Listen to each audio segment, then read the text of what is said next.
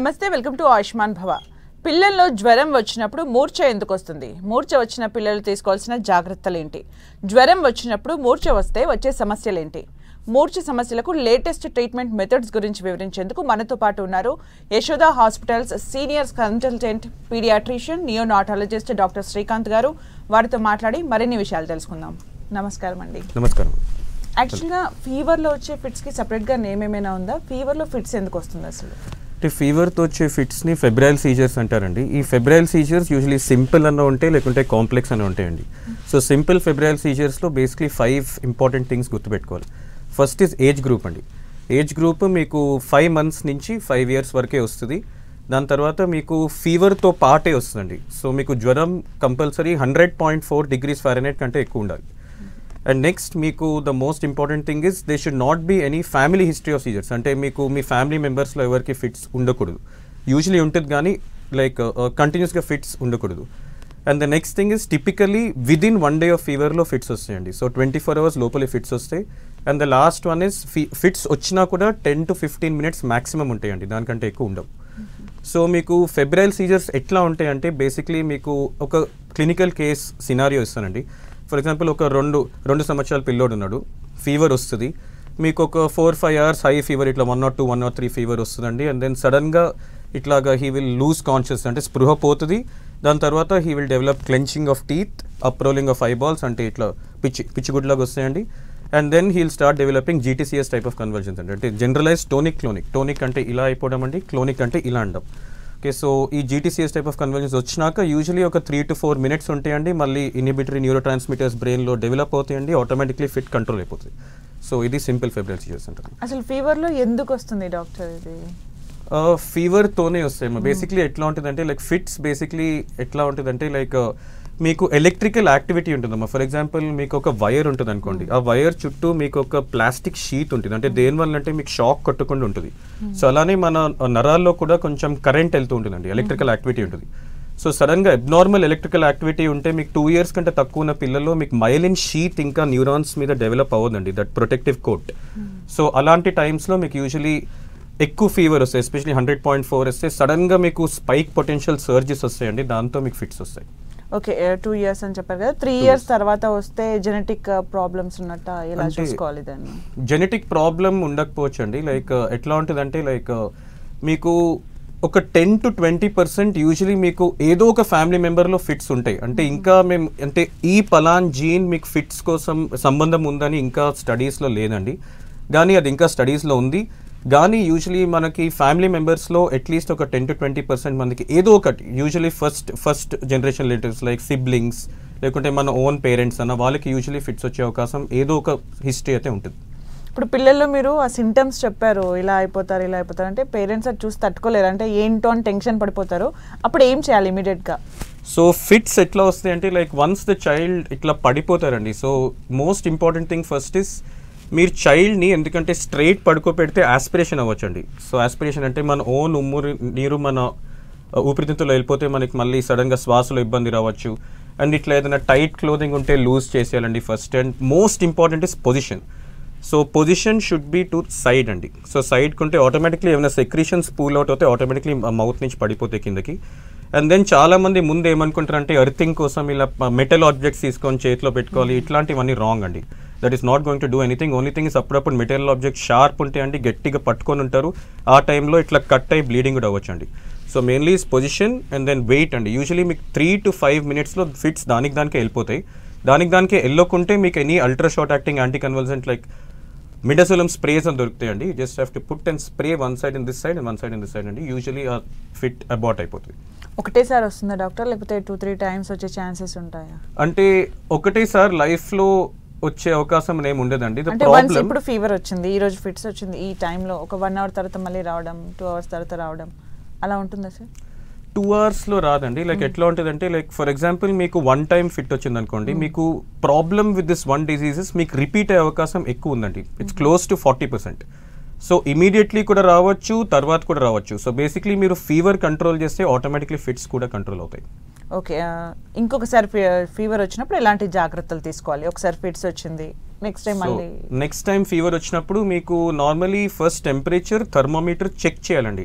ఎందుకంటే చాలా మంది ఎస్పెషల్లీ వింటర్ సీజన్స్లో యూ మైట్ థింక్ అంటే జ్వరం ఉండొచ్చు అని అనుకోవచ్చు మీరు, కానీ జ్వరం ఉండకపోవచ్చు. సో ఒక డిజిటల్ థర్మోమీటర్ ఆర్ 4-8 థర్మోమీటర్ తీసుకోండి అండ్ ఫస్ట్ టెంపరేచర్ చెక్ చేయండి. మీకు 100.4 degrees Fahrenheit కంటే ఎక్కువ మీకు ఆ టెంపరేచర్ థర్మోమీటర్లో కనిపిస్తేనే ఇమీడియట్లీ ఫస్ట్ 3 things చేయాలండి. ఫస్ట్ మీరు ఒక కూల్ క్లాత్, ఒక తడి బట్ట తీసుకొని జస్ట్ ఫోర్హెడ్ మీద పెట్టేసేయండి. అండ్ పారాసిటమాల్ డోస్ కూడా ఇంపార్టెంట్ అండి. ఇట్స్ 15 mg per kg, అంటే 15 mg ప్రతి కిలోగ్రామ్కి. సో ఫర్ ఎగ్జాంపుల్ ఒక 10 kg చైల్డ్ ఉన్నారు అనుకోండి, వాటికి 15 × 10 150 mg ఆఫ్ పారాసిటమాల్ ఇవ్వాలండి. సో మీ క్రోసిన్ అన్న, క్యాల్పాల్ అన్న, లేకుంటే డోలో అన్న, ఇది ఏదైనా 250 mg ఉంటే మీరు ఒక 3 ml వేసేయచ్చండి. సో ఆ వెయిట్ బట్టి మీరు పారాసిటమాల్ డోస్ అడ్మినిస్టర్ చేయాలి. అండ్ ఇంకోటి ఇంపార్టెంట్ ఏంటంటే మీ పీడియాట్రిషియన్ మీకు క్లోబజామ్, అంటే ఇవన్నీ ప్రివెంటర్ మెడికేషన్స్ అంటారండి. చాలా మందికి ఫీవర్తో ఫిట్స్ వస్తాయి. సో ఫీవర్తో ఫిట్స్ లాంటి బేబీస్కి ఇలాంటి మెడిసిన్స్ వేయాలండి. Okay, so they will give 2 times a day for 3 days. Okay, ఫీవర్తో ఫిట్స్ ఇది నార్మల్గా కూడా ఫిట్స్ వచ్చే ఛాన్స్ ఉంటుందా సార్? అది చిన్నపిల్లల్లో నార్మల్గా ఉండకపోవచ్చు అండి. Like how it works is like అది ఎపిలెప్సీ అంటారండి. ఎపిలెప్సీ డిఫరెంట్, దానిది యూజువలీ పాజిటివ్ ఫ్యామిలీ హిస్టరీ ఉంటుంది. సో పాజిటివ్ ఫ్యామిలీ హిస్టరీ ఉంటే డిఫరెంట్, అండ్ ఈ ఫీవర్తో వచ్చే ఫిట్స్ డిఫరెంట్ అండి. ఫీవర్తో వచ్చే ఫిట్స్ కి మీకు ఒక 4% ఇన్సిడెన్స్ ఉంది. కానీ ఎపిలెప్సీ అంటే చాలా మందికి ఫిట్స్ జబ్బు ఉంటుంది, అలాంటి వాళ్ళకి జస్ట్ 1% ఛాన్స్ ఉంటుంది. ఎంఆర్ఐ ఇలాంటివి కాకుండా ఎలా అసలు ఏమేమి టెస్టులు చేస్తారు సార్? డయాగ్నోస్ ఎలా చేస్తారు? నార్మలీ ఫిట్స్ కి we do MRI and EEG అండి, కానీ ఫెబ్రైల్ సీజర్స్ కి చేయము. Initially like what we see is number of episodes and whether it is febrile or not and how much time the fit is lasting andi. So meeku usually 15 minutes kanta mundu fit abort అయిపోయింది and meeku fever tone fits వస్తున్నాయి, మీకు ఏం ఇట్లా positive family history అంటే మీకు epilepsy history అలాగే ఏం లేదు, అట్లాంటి టైమ్స్లో ఎంఆర్ఐ అండ్ ఈజీ మేము చేయమండి. చేయరు అంటే నార్మల్గా ఎలాంటి టైంలో చేస్తారు సార్? చేస్తే అందులో ఏమేమి వస్తాయి? లైక్ సో బేసిక్లీ మెడికేషన్ దానిపైన డిపెండ్ అయి ఉంటుంది. అవునండి.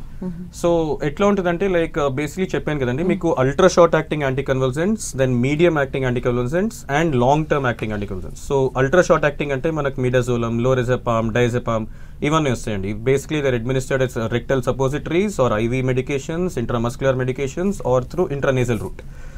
అండ్ మీకు మీడియం యాక్టింగ్ యాంటీకన్వల్సెంట్స్ అంత ఇంపార్టెంట్ కాదండి, బట్ లాంగ్ టర్మ్ యాంటీకన్వల్సెంట్స్ అంటే ఇవి ఎప్పుడు వాడతారంటే మనకు ఫిట్స్ జబ్బు ఉన్నప్పుడు వాడతామండి. ఫిట్స్ జబ్బు అంటే ఎపిలెప్సీ అంటారు. సో ఎపిలెప్సీ ఎప్పుడు డయాగ్నోస్ అవుతుందంటే అబ్నార్మల్ ఈజీస్, లేకుంటే ఎంఆర్ఐలో ఏదైనా ప్రాబ్లం ఉన్నా, లేకుంటే ఏదైనా పుట్టుకతో ఏదైనా ప్రాబ్లం ఉన్నా, ఏదైనా మనకి చాలా ఏరియాస్ ఆఫ్ ద బ్రెయిన్లో పుట్టినాకే మీకు హైపాక్సిక్ ఇస్కీమిక్ ఎన్కెఫ్లోపతి అంటారండి. ఆ టైమ్స్లో కొంచెం సేపు ఆక్సిజన్ బ్రెయిన్కి అందదు, అలాంటి ఏరియాస్ డ్యామేజ్ అయ్యి అక్కడి నుంచి మీకు అబ్నార్మల్ ఫైరింగ్ ఉన్నా, అట్లాంటి కేసెస్లో we use long term anticonvulsants like levetiracetam, phenytoin sodium or we use carbamazepine, like all these drugs we like use అండి. లేటెస్ట్ ఏమున్నాయి సార్ ట్రీట్మెంట్స్ లైక్ వీటికి? లేటెస్ట్ ట్రీట్మెంట్స్ అంటే ఫెబ్రైల్ కన్వల్షన్స్ కి as such treatment is not there అండి. So we have to just wait and watch. అంటే you have to treat the fever అండి. So fever is causing the fit, అంటే జ్వరం వలన fits వస్తున్నాయి. So జ్వరం కంట్రోల్ చేస్తే ఆటోమేటిక్లీ మీకు ఫిట్స్ వచ్చే అవకాశం తక్కువ ఉంటుంది. అంటే కొందరు మంది ఏమనుకుంటారు అంటే మాకు ఇట్లా 99 degrees ఉంది కదా డాక్టర్, అంటే మేము జ్వరం మంది వేయడం అంటే ఎందుకు 102 తర్వాత వేయచ్చు కదా అంటే, మనకి ఎప్పుడు 99 నుంచి 102కి ఇంక్రీజ్ అవుతుందో తెలీదు. That can happen over a span of 6 hours or it can happen over a span of 30 minutes. So నేనేమంటున్నానంటే మీకు 100.4 degrees Fahrenheit కనిపిస్తే మీరు ఫీవర్ మెడిసిన్ వేసేయండి. So don't wait for it to increase అండి. అంటే డోసేజ్ గురించి కూడా టెన్షన్ ఉంటుంది కదా, అంటే టైం గ్యాప్ ఎలా ఉండాలి సార్? అంటే మెడికేషన్ ఇప్పుడు ఇస్తే ఇంకెన్ని అవర్స్ గ్యాప్ లో ఇవ్వచ్చు? సో మీకు బేసిక్లీ ఈ యాంటీపైరెటిక్స్ అంటే ఫీవర్ కంట్రోల్ మెడికేషన్స్ మీకు బేసిక్లీ పారాసిటమాల్ ఉంటుంది, దెన్ మీకు ఐబుప్రోఫెన్ ఉంటుంది, మీకు మెఫెనమిక్ యాసిడ్ ఉంటుంది. సో డిఫరెంట్ మెడిసిన్స్ బట్టి ఉంటుందండి. So paracetamol minimum gap is 4 hours. So 4 hours లో కూడా మీకు ఇట్లా ఫీవర్ కంటిన్యూస్గా స్పైక్ అవుతూ ఉంటే you can readminister 1 more dose. కానీ మెఫెనమిక్ యాసిడ్కి usually minimum 6 to 8 hours gap ఇవ్వాల్సి వస్తుంది. ఐబుప్రోఫెన్కి కూడా 6 to 8 hours గ్యాప్ యూజువలీ ఇస్తామండి. ఎక్కువగా ఏజ్ పిల్లల్లో ఇవి చూస్తాం సార్. సో ఇది పీక్ ఏజ్ ఉంటుందండి, peak age and also and what age it will రికర్. So I just try to explain. So peak age normally చెప్పాను కదండి 5 months to 6 years. So 5 months to 6 years is a peak age. కానీ మీకు 12 months to 18 months is the most common time. అంటే almost ఒక 70% of febrile scissors, అంటే 70% ఈ fits ఈ age గ్రూప్లోనే చూస్తాం. అంటే 12 నెలల నుంచి 18 నెలల వరకు. అండ్ యూజువలీ ఈ ఏజ్ తర్వాత నుంచి కొంచెం ఇన్సిడెన్స్ తక్కువ అవుతుంటుంది. అండ్ ఇంకోటిది most important thing is recurrence అండి. కొందరు మందికి అంటే మనం చెప్పగలుగుతాం అంటే ఫ్యూచర్లో ఒక్కసారి వస్తే పర్వాలేదండి, ఇంకా second time, third time, fourth time ఇలా కూడా కొన్ని క్రైటీరియా ఉంటాయండి. First criteria is fits that start before 12 months, అంటే 12 నెలల కంటే తక్కువ ఉండడం. అండ్ దెన్ ఇంకోటిది if the child gets fits for more than 15 minutes, అంటే 15 నిమిషాల కంటే ఎక్కువ ఉండడం. And then next is if there is any abnormal neuro imaging, అంటే అప్పుడప్పుడు kids will come and then కొంతమంది doctors they do of EEG immediately, అంటే because of complex febrile seizure ఉండొచ్చు. So if the EEG is like abnormal or if the child is getting fever fits within 1 hour of fever, అంటే fever వచ్చి ఒక గంట సేపు లోపలే fits వచ్చేసి, ఇలాంటి వాళ్ళకి మీకు రిపీట్ అయ్యే అవకాశం ఎక్కువ ఉంటుందండి. దట్స్ ఆల్మోస్ట్ 10 to 20% ఛాన్స్ ఎక్కువ ఉంటుంది than general population. Type of fevers కూడా సార్, అంటే వైరల్ ఫీవర్స్ ఉంటాయి, కొన్ని ఇన్ఫెక్షన్స్ ఉంటాయి, ఆ టైప్ ఆఫ్ ఫీవర్స్ కూడా డిపెండ్ అయి ఉంటుందా? ఫీవర్ తో కాదండి, బేసిక్లీ మెనింజైటిస్, ఎన్కెఫ్లైటిస్ ఇవన్నీ బేసిక్లీ వైరసెస్, బ్యాక్టీరియా వీటితో వస్తాయండి. So viral fevers are most common అండి. It is called acute onset high grade fevers, అంటే ఫీవర్ వస్తుంది అండ్ ఎక్కువ వస్తుంది ఒకటేసారి. ఇలాంటి ఫీవర్స్ లోనే, ఎందుకంటే మనకు తెలియదు, ఫర్ ఎగ్జాంపుల్ బ్యాక్టీరియల్ ఇన్ఫెక్షన్స్ లో అండి ఫీవర్, ఫర్ ఎగ్జాంపుల్ టైఫాయిడ్ అనుకోండి, టైఫాయిడ్ లో it will start off low grade, దాన్ని స్టెప్ లాడర్ ప్యాటర్న్ అంటారు. సో మీకు fever will start off around 99 అలా స్లోగా స్టార్ట్ అవ్వకుంటూ థర్డ్ డే, ఫోర్త్ డే నుంచి 102, 103 పోతుంది. సో ఇలాంటి ఫీవర్స్ కి we can wait and watch. ఇలాంటి ఫీవర్స్ యూజువలీ ఫీవర్ తో వచ్చే ఫిట్స్ కూడా రావు, కానీ మనకి కొన్ని fever start high grade, for example viruses, మనం ఇలాంటి చాలా H3N2 ఆల్ దీస్ వైరసెస్ వచ్చేది రీసెంట్లీ, ఫీవర్ స్టార్ట్ అవుతుంది అండ్ స్టార్ట్ అయ్యేది కూడా ఇమీడియట్ గా స్టార్ట్ అవుతుంది అండ్ చాలా ఎక్కువ వస్తుంది. ఇలాంటి ఫీవర్స్ అని మీకు వచ్చే అవకాశం ఎక్కువ ఉంటుంది, ఎందుకంటే ఫీవర్ వస్తుంది, సడన్ గా వస్తుంది అండ్ వచ్చినప్పుడు కూడా ఎక్కువ వస్తుంది. ఓకే, చిన్నపిల్లల బాడీ ఎంతవరకు సపోర్ట్ చేసేస్తారు, అంటే మల్టిపుల్ టైమ్స్ వస్తే ఎలా ఉంటుంది అసలు? అంటే మల్టిపుల్ టైమ్స్ అంటే అలా ఉండదండి. మల్టిపుల్ టైమ్స్ వచ్చినా కూడా మేము ఇట్లా ఈజీ న్యూరో ఇమేజింగ్ చేయమండి. చెప్పాను కదా, కొన్ని క్రైటీరియా ఫిట్ అవుతూనే చేస్తామండి. Like few criteria which include are main thing is age, అంటే ఏజ్ ఆన్సెట్ తక్కువ వచ్చినా, లేకుంటే మీకు నెక్స్ట్ ఫీవర్ ఒకటేసారి, అంటే తక్కువ ఫీవర్తోనే ఫిట్స్ వచ్చేసిన, అంటే ఫర్ ఎగ్జాంపుల్ కొందరు మందికి 104, 105 అలాంటి స్పైక్ థ్రెషోల్డ్ పొటెన్షియల్స్కి మీకు ఫిట్స్ వస్తాయి. కొందరు మందికి మరీ 9900తోనే ఫిట్స్ వచ్చేస్తాయి. సో ఇలాంటి వాళ్ళకి మళ్ళీ ఫ్యూచర్లో వచ్చే అవకాశం ఎక్కువ ఉంటుంది. అండ్ ఎంత ఎక్కువ సార్లు మీకు ఫిట్స్ వస్తే అంత మంచి, ఎందుకంటే బ్రెయిన్కి పర్మనెంట్ డ్యామేజ్ అయ్యే అవకాశం ఉంటుందండి. ఓకే, మెడికేషన్స్ ఎలా ఉంటాయి sir? Medications basically febrile conversions కండి ట్రీట్మెంట్ లేదు, సిమ్టమాటిక్ ట్రీట్మెంట్, అంటే వస్తే వాడాలి, ప్రివెంటర్ మెడికేషన్స్ ఫ్రీజియం లాగా వాడాలి. అండ్ చెప్పాను కదా, ఫిట్స్ వస్తే ఈ నేజల్ స్ప్రేస్ వాడాలంటే వితౌట్ గెటింగ్ టెన్షన్. అండ్ కొందరు మందికి main thing is to treat the fever, అంటే మనకి దేని వల్ల వచ్చిందో ఇంకా తెలియదు. సో ఇది వైరస్సా, బ్యాక్టీరియా, కొన్ని బ్లడ్ వర్కప్స్ చేయాలండి. Like we do a CBP, we like do a CRP, then we do a procalcitonin levels to check if the child has viral or bacterial. And most important thing is treat the fever, not the fit. Okay, so fever ని treat చేస్తే automatically the fit will come under control అండి. Risk factors ఎలా ఉంటాయి sir? Risk factors again as I told you, మీకు main thing is the family history of seizures అండి. Family history అంటే మీకు usually some sibling కి fits ఉంటాయి, అంటే ఫర్ ఎగ్జాంపుల్ మీకు మదర్ కన్నా, లేకుంటే ఫాదర్ కన్నా, సిబ్లింగ్ అంటే బ్రదర్ అన్నా, సిస్టర్ కన్నా, వీళ్ళకి ఎవరో ఒకరికి ఫిట్స్ ప్రాబ్లం ఉంటుంది. సో అలాంటి ఫిట్స్ ప్రాబ్లం ఉన్నటోళ్ళకి వీల్ హ్యావ్ అ ఛాన్స్, అంటే వీళ్ళని ఎపిలెప్టిక్స్ అంటారు. ఎపిలెప్టిక్స్ కి ఫెబ్రైల్ సీజర్స్ కి చాలా డిఫరెన్స్ ఉందండి. ఫెబ్రైల్ సీజర్స్ ఎందుకంటే మన చిన్న ప్రాణాలు కదా, అది అంత ఫీవర్ తట్టుకోలేనండి, ఆ తట్టుకోలేకపోవడం వలన ఫిట్స్ వస్తాయి.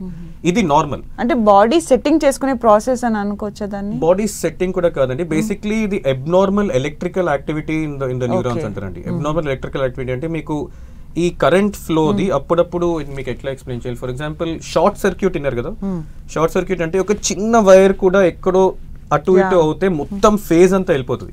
సో అలానే it will completely fire up the entire brain and then he like through of it అండి. So this is just a small area in the brain which had one abnormal firing because of improper myelination, and that has caused a generalized seizure.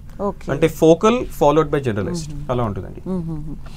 అయితే risk factors ఉంటాయండి. So more risk factors are basically if the child has thrown a fit and the fit is lasting for too long అంటే if the child is going into febrile status అంటారండి.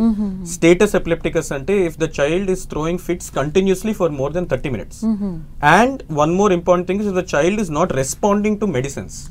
అంటే if the child has been given, for example, midazolam nasal spray ఇచ్చాము and ఇంకా continuous గా child is throwing a fit, then you rush him to the hospital తీసుకెళ్లారు, అక్కడ doctors emergency room లో intravenous lorazepam అట్లా ఇచ్చారు, ఇంకో 2 డోస్ ఇచ్చినా కూడా చైల్డ్ కంటిన్యూస్ గా ఫిట్స్ వస్తే then we go into the status epilepticus protocol.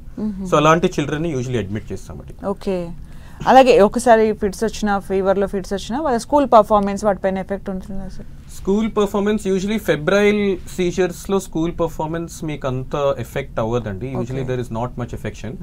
కానీ again I'm telling you the problem is with repeated episodes. అంటే కంటిన్యూస్ గా if the child is missing school, he has to cope up. As such, intelligence, and for example, we have done lot of studies on children who had siblings who were normal against children who had repeated episodes. While IQ levels and school performances same unde. Gani kondar mandi who were epileptics, వాళ్ళకి school performance greatly reduced అండి. కానీ intelligence కి febrile convergence కి link లేదు. Okay, చిన్నపిల్లల్లో కొంతమంది regular గా చూస్తుంటే వాళ్ళు ఊరికేనే సిక్ అవుతూ ఉంటారు, వాళ్ళకి ఎక్కువగా ఎఫెక్ట్ ఉంటుందా ఇలాంటివి? అంటే బేసిక్లీ అలా ఉండదండి.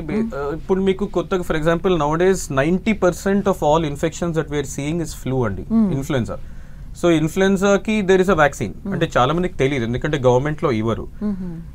ఈ వ్యాక్సినేషన్ తీసుకునే వాళ్ళకి ఇలా problem is again Indian mothers అండి. ఇండియన్ మదర్స్ ప్రాబ్లమ్ ఏంటంటే మనకి fever and cold and cough ఉన్నా కూడా వాళ్ళు there walking out of my OP. వాళ్ళకి ఒకటే క్వశ్చన్ ఉంటుంది, అంటే మా పిల్లోడు మంచిగా ఎప్పటివరకు కాదు, రేపు స్కూల్ కి పంపించలేదని. సో దాని వలన లైక్ ఇట్లా ఫుల్ హై ఫీవర్ 102 ఉన్నా కూడా పారాసిటమాల్ వేసి పంపిస్తారు. వాడు కంటిన్యూస్ గా దగ్గుతూ ఉంటాడు, మళ్ళీ వాళ్ళ మధ్యలో కూర్చుంటే అందరికి స్ప్రెడ్ చేస్తారు. సో స్ప్రెడ్ అవడం వల్ల మీకు వైరల్ ఫీవర్స్ ఎక్కువైపోతున్నాయి. నౌ డేస్ అండి మీకు febrile convulsions was only 2 to 3% incidence. Now it has become almost 10% అండి. So now days I'm saying in the past 2-3 months multiple cases చూసామండి. Okay, reason for that is because of increasing fevers. Okay. Because fevers ఎక్కువ అవుతున్నాయి, automatically fever తో వచ్చే fits కూడా increase అవుతున్నాయి. వాక్సినేషన్స్ effects ఏమైనా ఉంటాయి sir? Vaccination helps a lot అండి, not with the fit but for controlling the fever. Okay, so for example కొన్ని వ్యాక్సిన్స్ ఉంటాయి which they don't give in the government అండి. ఫర్ ఎగ్జాంపుల్ మీకు 9 months కి they like give the typhoid vaccine a time between 6 to 9 months. మళ్ళీ 6 months and 7 months కి influenza vaccine ఇస్తారు. మళ్ళీ 12 months కి హెపటైటిస్ ఏ వ్యాక్సిన్ ఇస్తారు. 15 months కి మీకు చికెన్ పాక్స్, న్యూమోనియా వ్యాక్సిన్ ఇస్తారు. ఇవన్నీ వ్యాక్సిన్స్ గవర్నమెంట్ లో ఇవ్వరండి. అంటే maybe in the future they will, కానీ ఇప్పుడు ప్రస్తుతానికి అయితే గవర్నమెంట్ లో ఇస్తలేదు. So what I suggest to mothers is, అంటే ఈ గవర్నమెంట్ లో ఇచ్చే వ్యాక్సిన్స్ అన్ని తీసుకోండి, కానీ ప్రైవేట్ లో ఇచ్చే వ్యాక్సిన్స్ ఎక్స్ట్రా తీసుకోండి. Okay, in case vaccines miss చేస్తే ఏమైనా ఎఫెక్ట్ ఉంటుందా సార్? అంటే గవర్నమెంట్ లో ఇచ్చేవి కూడా కొంతమంది స్కిప్ చేస్తే ఏమైనా ఎఫెక్ట్స్ ఉంటుందా పిల్లల్లో? అంటే గవర్నమెంట్ వ్యాక్సిన్స్ తీసుకోవాలండి, చాలా ఇంపార్టెంట్. ఎస్పెషలీ మీకు 6, 10, 14 లో కొన్ని ఉంటాయండి, diphtheria, pertussis, tetanus, haemophilus influenza B, hepatitis B, injectable polio, pneumococcal vaccine, rotavirus, ఇవన్నీ they keep giving and government లో కూడా ఫ్రీగా ఇస్తున్నారు. సో ఇలాంటి వ్యాక్సిన్స్ ఆర్ మ్యాండేటరీ. అంటే దీన్ని యూనివర్సల్ ఇమ్యునైజేషన్ ప్రోటోకాల్ అంటారు, యూఐపీ అంటారు. ఇప్పుడు మన IAP vaccines, Indian Academy of Pediatrics is a private body. ఈ vaccines are different. So these vaccines protect against few things that are not covered by UIP.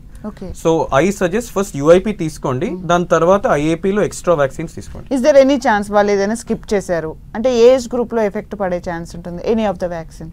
అంటే మీకు for example ఈ typhoid, chicken pox ఇలాంటి vaccines అంటే government లో ఇచ్చే vaccines immediate అండి. అంటే మేము ఎట్లా ప్రోటోకాల్ తయారు చేస్తామంటే లైక్ ఏ ఏజ్ గ్రూప్ లో ఎక్కువ ఎఫెక్ట్ అవుతారు, ఆ ఏజ్ గ్రూప్ కంటే ఒక 1 month ముందు, అట్లీస్ట్ ఒక ఫ్యూ డేస్ ముందు, అలా దాని ప్రకారం మేము ఒక షెడ్యూల్ తయారు చేసామండి. All our paediatricians and who are all our seniors. సో దాని ప్రకారం ఫాలో అవ్వాలండి. సో మీకు ఒక 2 weeks to 1 month లేట్ వరకు ఓకే, దానికంటే ఎక్కువ లేట్ చేస్తే ప్రాబ్లం ఉంటుంది. ఆ ఏజ్ క్రాస్ అయిపోయాక ఇప్పుడు 5 years కి ఒక వ్యాక్సిన్ వేయించాలి, అది మిస్ చేశారు అనుకుందాము, 6 years 7th year లో దాని ఎఫెక్ట్ ఉంటుందా ఆర్ ఎల్స్ ఏం కాదని అనుకోవచ్చు? అంటే what I can tell you is like for example I can't speak about one particular vaccine but usually any of the vaccine. So ఎట్లా ఉంటుందంటే అండి, ఫర్ ఎగ్జాంపుల్ మీరు ఒక 18 months కి మీకు డీపీటీ వ్యాక్సిన్ తీసుకుంటున్నారు అనుకోండి. సో ఈ డీపీటీ వ్యాక్సిన్ అంటే డిఫ్తీరియా, పర్టిసిస్, టెటనస్ అంటే టీటీ. సో ఈ టీటీ మనకు ప్రొటెక్షన్ 5 years ఇస్తుంది. సో టీటీ కిల్స్ పీపుల్, తెలుసు కదా. సో ఈ టీటీ వ్యాక్సిన్ మనం మళ్ళీ 5 years కి తీసుకోవాలి. ఈ 5 years ఫర్ ఎగ్జాంపుల్ మీరు మిస్ అయిపోరు అండ్ మీరు వెళ్ళి బై మిస్టేక్ రస్టెడ్ నెయిల్ తో వెళ్ళి ఇట్లాగా చేయి కట్టయింది అనుకోండి, అండ్ మీరు వచ్చి అడగచ్చు మమ్మల్ని, అంటే టీటీ వ్యాక్సిన్ తీసుకోవాలా లేదా సార్ అని. మేము చెప్తాం, అంటే మీరు 5 years కి మీరు వ్యాక్సిన్ తీసుకుంటే అవసరం లేదు. కొందరు మందికి అసలు వ్యాక్సిన్ తీసుకున్న లేదు కూడా తెలియదు. సో అట్లాంటి వాళ్ళకి ప్రాబ్లం వస్తుంది. ఎందుకంటే టెటనస్, కొన్ని డేంజరస్ డిసీజెస్ ఉంటాయి. All the dangerous disease government is covering. కానీ ఈ స్కూల్ లాస్ అంటే మీ quality of life improvement vaccines మీకు ఎక్స్ట్రా కావాలంటే ఐఏపీ షెడ్యూల్లో ఉంటాయండి. ఓకే, ఇప్పుడు మనం మన టాపిక్లోకి వచ్చేద్దాం. ఇప్పుడు ఏవైతే ఒకసారి వస్తే ఫిట్స్ వస్తే నెక్స్ట్ టైం వచ్చినప్పుడు పేరెంట్స్ కానీ పిల్లలు కానీ ఎలాంటి జాగ్రత్తలు తీసుకోవాలి? సో ఫస్ట్ టైం ఫిట్స్ వచ్చినప్పుడు అండ్ సెకండ్ టైం కూడా మళ్ళీ రాకుండా చూసుకోవడానికి first main thing is fever control అండి. సో డయట్ కూడా చాలా important. So diet and exercise అండి, these 2 things I always focus on. ఎందుకంటే హెల్దీ డయట్ ఇట్లా ఫ్రూట్స్ అండ్ వెజిటబుల్స్ తీసుకున్నా, లేకుంటే మీకు ఇట్లా ఈ citric acid containing fruits, lime, మన ఆరెంజెస్, ఇట్లాంటి విటమిన్ సి కంటైనింగ్ డయట్స్, ఇవన్నీ వెన్ యూ టేక్ మోర్ అండి your bodies immunity automatically improves. So when your body immunity improves మీకు ఫీవర్ రాదు. సో వన్స్ మీకు ఫీవర్ రాకుంటే ఆటోమేటిక్లీ మీకు fits Rao. So there are few neuroprotective agents and like folic acid, vitamin B12. Nowadays we are giving kids, including docosahexaonic acid, DHA in kottaga vastundandi. That's improving school performance, memory, and also brain growth. Arachidonic acid for eye growth.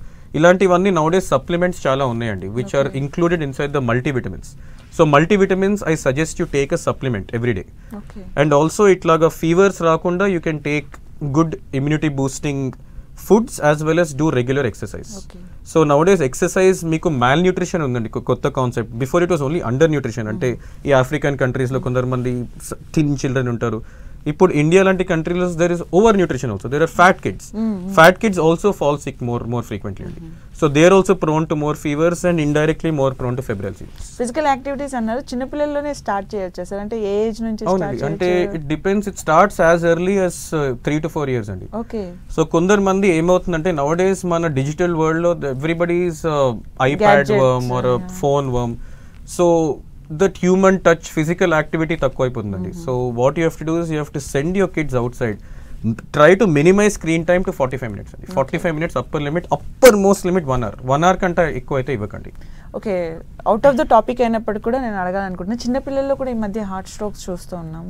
The reason for it, sir? Strokes is basically, it is multiple things అండి. Like what is a stroke and embolysis? Basically మీకు platelets అండి get stimulated to collagen అని మనకి blood vessels మీద ఒకటి ఉంటుందండి. So ఏమవుతుందంటే కొలజన్లో కొంచెం టేర్ వస్తే or skin or any of the వెసల్లో టేర్ వస్తే మీకు platelets are what form the clot. So ఇట్లా దగ్గరకు వచ్చి they will get aggregated. So aggregate అయిపోయి మీకు ఆ క్లాట్ని మూసేస్తుంది. సో ఆ పంచని మూసేసి దాని తర్వాత most of the times it gets absorbed in to the vessel. కానీ ఆ వెసల్ అబ్జార్బ్ అవ్వకుండా అది డిస్లాజ్ అయిపోద్ది. అది డిస్లాజ్ అయిపోయి ఒక చిన్న ఆర్టరీని వెళ్ళి బ్లాక్ చేస్తుంది. సో ఆ ఏరియాకి you will not get any blood supply. So the thrombus causes the stroke causes the paralysis, పక్షవాతం వచ్చేస్తుంది. So that is because on one particular area there is not enough blood supply and the nervous supply to that area is last. Okay, ఇప్పుడు మనము యూజువల్గా health checkups 40 years 30 years తర్వాత చేసుకోవాలని చెప్తుంటారు. చిన్నపిల్లలకు అలా చేయించరు. ఏదైనా ఫీవర్ వస్తేనే అలా డాక్టర్ దగ్గర తీసుకెళ్తారు. చిన్నపిల్లలు కూడా అలా ఉంటాయా సార్? రెగ్యులర్ హెల్త్ చెకప్స్ అంటే I suggest compulsory see your paediatrician at least once a year అండి. ఓకే, అంటే ఏదైనా ప్రాబ్లం ఉంటే రావండి. But nowadays we say want to know పిల్లల కండిషన్ ఎలా ఉంది, ఎందుకంటే అందరికి అన్ని వచ్చేస్తున్నాయి. ఇంతకు ముందు మనం స్ట్రోక్ గురించి మాట్లాడుకున్నాం. లేదండి, చాలా సార్లు ఇట్లా కూడా అయింది. అంటే మీకు చెప్పాలి కదా. సో ఫర్ ఎగ్జాంపుల్ ర్యాండమ్ గా we come for an ultrasound అంటే మీకు బేసిక్లీ ఎంటైర్ హెల్త్ చెకప్ మీ గర్భసంచిలో ఉన్నప్పుడే అయిపోతాయండి బై ద గైనకాలజిస్ట్. అంటే హార్ట్ అంతా పర్ఫెక్ట్ ఉందా, మీ లంగ్స్ అంతా పర్ఫెక్ట్ ఉందా. సో మీరు పుట్టినాక ఏదైనా డౌట్ మీకు యాంటీనేటల్ స్కాన్స్ ఉంటాయి. ఫర్ ఎగ్జాంపుల్ గుండెలో రంధ్రాలు ఉండడం అన్నా, లేకుంటే కిడ్నీస్ లో ఏదైనా వాపులు ఉండడం అన్నా, ఇవన్నీ మీకు తెలిసిపోతాయి. సిమ్టమ్స్ ఏదో ఒక సిమ్టమ్ వస్తే రాండి. ఎందుకంటే చిన్న పిల్లలకి యూజువల్లీ ఏం ప్రాబ్లం ఉండదండి. సో మీకు 20 years ప్లస్ ఏదైనా సడన్ గా, లేకుంటే ఈవెన్ ఇన్ బిఫోర్ చిల్డ్రన్ అండి. ఫర్ ఎగ్జాంపుల్ నాకు హీమోగ్లోబిన్ తక్కువ ఉంది, నేను ఐరన్ రిచ్ ఫుడ్స్ తినట్లేదు, నాకు అసలు తెలియలేదు. Basically if there is a fair child, మీకు ఇట్లా this lower palpebral conjunctiva might not show anaemia, అంటే ఈ తెల్ల పసకలు ఉండకపోవచ్చు. కానీ మీకు నేను ఉట్టి ఇట్లా ఆడుకుంటున్నప్పుడు మిగతా వాళ్ళందరూ బాగానే ఆడుకుంటున్నారు, కానీ మై చైల్డ్ ఇట్లా ఒక 2-3 steps చేస్తేనే ఆయాసం వస్తుంది. సో ఏదైనా సిమ్టమ్స్ వస్తే usually come to this thing అండి. So yearly once regular checkup చేస్తే for any child paediatrician will do a thorough check అండి. యూజువల్లీ ప్రాబ్లం ఉండదు. Thank you so much sir, నేను అడిగిన క్వశ్చన్స్ అన్నిటికీ ఆన్సర్ చేసినందుకు thank you so much. Thanks. చూసారు కదండి, ఇది వాళ్ళ ఆయుష్మాన్ భవ కార్యక్రమం. మరో అంశంతో మళ్ళీ కలుద్దాం. Keep watching 10 TV.